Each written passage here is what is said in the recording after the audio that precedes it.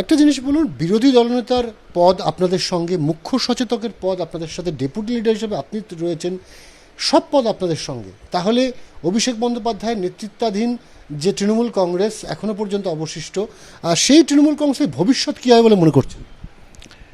দেখুন, ওদের ভবিষ্যৎ কী হবে সেটা তো আর আমি জ্যোতিষী না যে প্রেডিক্ট করতে পারবো, কিন্তু আমরা প্রিন্সিপাল অপোজিশন হিসেবে স্বীকৃতি পেয়ে গেছি। পরিষদীয় দল আমরাই বিধানসভার মধ্যে, এবং আমরাই প্রধান বিরোধী। সেই কারণেই তো এলওপি এবং চিফ হুইপ দুটোই যারা সই করেছিল তাদের মধ্যে থেকেই স্বীকৃতি দেওয়া হলো। এটা তো নিয়ম। 2/3, মোর দ্যান 2/3 এমএলএ স্বাক্ষর করে সমর্থন জানাচ্ছেন, তো সেটা তো আইনত, সেটাই নিয়ম, এবং সেটাই করেছে মাননীয় অধ্যক্ষ।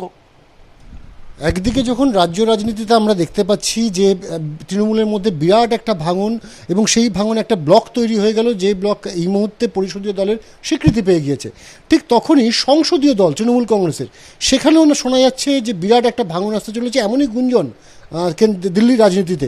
আপনার কাছে কী খবর?